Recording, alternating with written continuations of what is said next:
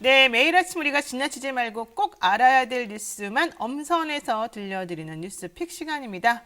오늘은 뉴스토마토 한동희 기자 나와 있습니다. 안녕하세요. 안녕하세요. 네. 자, 요즘 어제 첫눈이 왔다는데 혹시 보셨어요? 저는 비랑 눈이랑 섞여 오는 거 봤습니다. 그래요? 네. 와, 그래도 행운이네. 나는 누가 영상으로 보내줘서 잠깐 봤는데 그거를 또 보느냐 안 보느냐가 또 좀 의미가 있다고 그러더라고요. 자, 첫 번째 이슈 한번 들어가 보겠습니다. 이재명 더불어민주당 대선 후보가 대장동 수사가 미진하면 특검 받겠다 어제 관훈클럽에서 한 얘기 아니겠습니까? 예, 그렇습니다. 예, 얘기 좀 해주시죠. 대장동 수사가 미진하면 특검을 받겠다고 얘기한 건데 일단 철저한 진상 규명의 필요성에 원칙적으로 공감을 한다. 네. 대신에 국민의힘 윤석열 후보가 부산저축은행 부실 수사 의혹 이 부분에 대해서도 포함이 돼야 된다. 이렇게 그러니까 본인은 밝혔습니다. 2010년도에 성남시장이 됐지만 2009년도부터 대장동 관련해서 PF 일으키는 상황에서 부산저축은행 개입 사건이 있었고 네. 뭐 1,100억인가 이 부실 대출의 문제를 윤석열 당시 이 검사가 눈 감아줬기 때문에 지금 일이 네. 벌어진 거다 이런 얘기잖아요. 이 부분에서부터 자금 흐름이 시작이 됐기 때문에 이 부분에 대한 수사가 분명히 이루어져야 된다는 부분이고요. 네. 그리고 지금 현재 자금 흐름 부분 간에서 미진한 부분이 확실하다 이렇게 밝히고 있는 부분입니다. 네. 그래서 윤석열 후보 일단은 그 대장동 초기 자금 관련해서 이 부분에 대해서 특검 대상으로 삼아야 된다고 했고 네. 그 고발 사주 의혹을 동시 특검을 주장하는 것에 대해서는 네. 특검을 빙자해서 수사 회피, 수사 지연 목적을 달성하라는 목적인 것 같다. 이렇게 지적을 하면서 엄정 지금 현재 수사가 좀 빠르게 흘러가야 된다 이렇게 밝혔습니다. 네. 그러면서 이제 국민의힘이 개입한 화천대유 부정비리 사건이라고 언급을 하면서 수사가 충분히 공정하고 엄정하다고 생각되지는 않는다.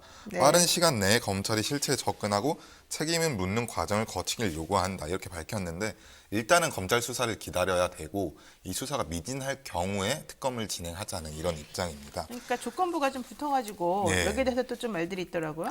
예, 지금 현재 사실 진행되고 있는 부분도 상당하고 이걸 다시 시작해서 수사라고 한다고 했을 때 대선이 이제 얼마 남지 않았기 때문에 다시 시작됐을 경우에 하나은행 이런 부분에 대해서 밝혀지지 않을 수도 있기 때문에 현재 자금으로 추적하는 부분까지는 봐야 될 것 같습니다. 그래서 국회에서도 이 부분에 대해서 특검을 이제 본격적인 논의를 시작할 것으로 보이는데 윤호중 원내대표가 이 부분에 대해서 야당을 요청을 받아보겠다 이렇게 밝힌 상황입니다. 네. 자, 특검을 받는 게 좋을지 안 좋을지 뭐 사람마다 생각이 다르겠지만 저는 뭐 그냥 특검 받으셔도 법리적으로 그렇게 큰 문제는 없을 거라고 보는데 아마도 이재명 후보도 그런 쪽으로 지금 생각이 전환되고 있는 것 같긴 해요. 예, 근데 그렇습니다. 그동안에는 왜 특검 하자고 국민의힘에서 계속 그랬잖아요. 예. 근데 이번에 특검 받겠다 그러니까 또 뭐 이거 꼼수다. 이거 뭐 질질 끌려는 거다. 이런 얘기를 또 하더라고요. 이거 약간 좀 모순적인 거 아니에요? 그러니까 이게 특검이 만약에 진행이 된다 그래도 문제가 결국에 생기는데 양쪽이 생각하는 특검의 범위가 조금 다릅니다. 배임과 이제 자금 흐름 부분인데 그럼 결국에 특검을 도입을 하면서 여야가 자신에게 유리한 검사를 추천을 할 것이고 이제 대통령이 임명을 하게 될 것인데 네. 이 부분에 대해서 절차에 대해서도 다시 문제를 삼게 될 것이고 특검이 진행된다 그래도 특검을 누가 진행을 하냐 이 부분에 대해서 결국 문제를 삼을 거기 때문에 일단 지금 검찰이 배임 부분에 대해서 어느 정도 수사가 진행이 됐고 하나은행 자금 흐름 그리고 50억 클럽 부분에 대해서도 이제 수사를 할 것이고 이제 소환 조사를 한다고 하기 때문에 네. 일단 이 부분을 기다려 본 뒤에 양쪽의 결과 나와 보고 하는 게 옳지 않을까 싶습니다. 그렇게 하는 게 옳다고 생각하는 게 합리적일 수도 있는데 사람들은 왜 댓글로 욕을 바가지로 할까요? 일단 특검을 요구하는 목소리가 큰데 네. 이게 정확히 욕을 어느 해놓고 쪽이 한다 그러니까 네. 왜 싫어할까요? 예. 이게 어느 쪽이 잘못했느냐 이게 뭐 사람들이 판단하기 어려운 상황이기 때문에 그런 것 같긴 합니다. 어쨌든 제가 보니까 그런 것 같아요. 막 A를 요구하다가 A 한다 그러면은 야 또 A의 그 반대급부적인 게 뭐가 있을까 이러면서 네. 또 사람들이 걱정하면서 또 반대 목소리가 막 커지는 거야. 그러니까 찬성하는 사람은 다른 집단, 반대하는 사람은 또 다른 집단, 서로 다른 시기에 다른 목소리를 내는 게 아닌가.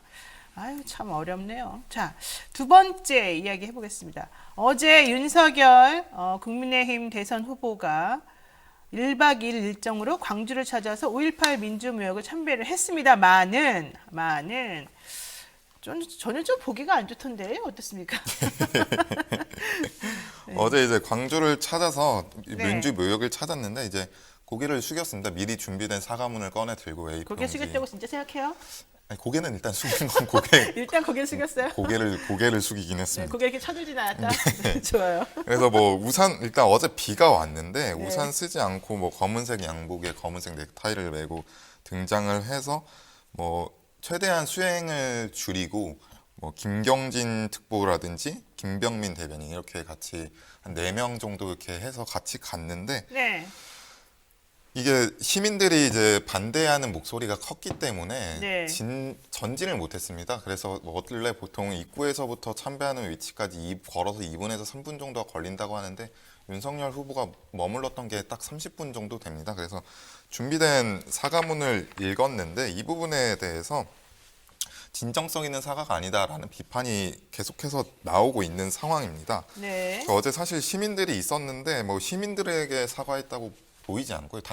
광주 시민들이 거기에 있었는데 사실 카메라 앞에서 사과를 한 것으로 저는 생각을 하고 있고요. 카메라를 보면서 그냥 네. 형식적으로 사과한 거다? 예. 그리고 5월 어머니 회가 네. 이제 참배 묘지 앞에 있었는데 시간이 오래 걸린다는 관계로 중간까지만 가고 거기까지 가지 않았습니다. 그러니까요. 그러니까 진정한 사과였다면은 거기까지 시간이 가야죠. 아무리 오래 걸리더라도 가고 아니면 수행을 놓고 혼자서라도 갔어야 가야죠. 된다고 보는데 그런 행동은 없었고요. 그리고 뭐 5.18 정신을 헌법 전문에 실겠다는 입장을 다시 한번 나타내기는 했는데 사실 5.18 단체에서 요구하는 거는 왜곡되는 이제 이 부분에 대해서 재발 방지를 하고 진상 그렇죠. 규명을 계속 해야 이게 된다. 반복이 되니까.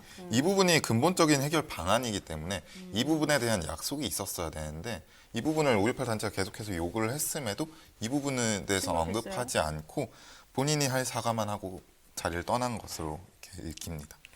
사실 좀 저는 그 광주 생각하면 좀 안타까운 게 뭐냐면요. 솔직히 여러분들 생각해 보세요. 그 호남 분들이 숫자가 훨씬 적어요. 영남 분들보다. 그러니까 이 지역 감정이 사실 정치인들 때문에 만들어지고 점점 이렇게 활성화가 돼가지고 이렇게 좀 안 좋은 방향으로 가서 좀 봉합이 되려는 방향으로 노력을 많이 해서 좀 줄어들었는데 또 이런 일이 이제 계속 벌어지면서 계속 누군가가 이거를 자꾸 부추기고 있단 말이죠.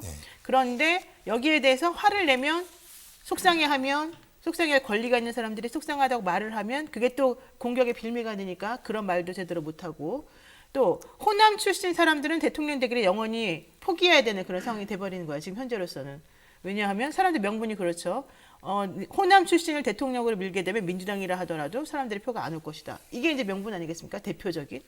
근데 그런 거에 자꾸 계속해서 매몰되다 보면은 그럼 계속 희생만 하고 그냥 니네는 계속 당하기만 하고 이런 얘기가 될 수밖에 없는 구조라서 저는 이게 참 안타까운 것 같아요.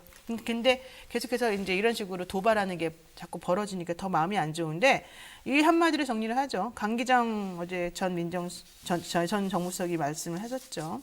패거리를 몰고 와서 밀고 들어간 억지 참배가 도대체 뭐냐?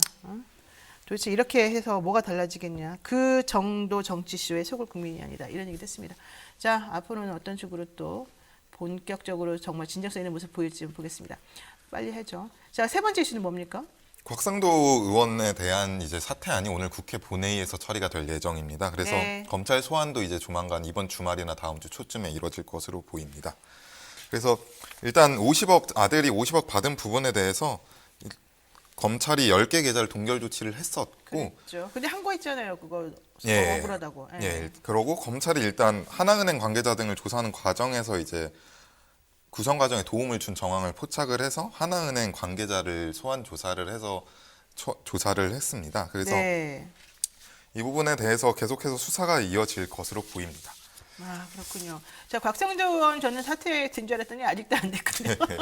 본회의가 최근에 본회의가 안 열어서 그런 건데. 자, 그런데 사퇴, 뭐 국회의원 사퇴는 이제 우리가 윤희숙 의원도 사퇴했고, 곽상도 의원도 사퇴했고, 또 이낙연 전 대표도 사퇴했기 때문에 다 이제 대강 알아요. 네. 근데 우리 어저께 한동희 기자가 AS 해주기로 했던 부분이 있었죠? 네, 그게 그렇습니다. 뭐였죠? 그러니까 구청장이나 뭐 지방자치장이 사퇴를 할 때는 어떻게 어떻게 절차가 하느냐. 되는지 네. 이 부분인데 이게 알아봤어요. 예, 우리 이런 사람이에요. 잠깐만 여러분, 우리 이런 사람이에요. 예. 이게 지방자치법에 나와 있는 부분입니다. 그래서 지방자치단체장은 사임을 하려면은 지방의회 의장에게 미리 사임일을 적은 사임 통지서를 보내면 됩니다. 그래서 사임 통지서에 적힌 사임일에 사임이 되는 거고요. 그 의장이 없으면은 사임 통지서가 된 날에 사임이 됩니다. 그래서 조은희 구청장도 지난달 29일에 구의회에 사임 통지서를 보냈습니다. 그러니까는 지방자치법 98조 1항과 2항에 보면은 지방자치단체장이 어떻게 사임하는지에 대한 그 규정이 나와 있는데 사임을 원하면 나 몇 월 며칠 날 사임하겠습니다라고 적어가지고 그냥 의회 의장한테 통지만 하면 된다는 거예요. 네.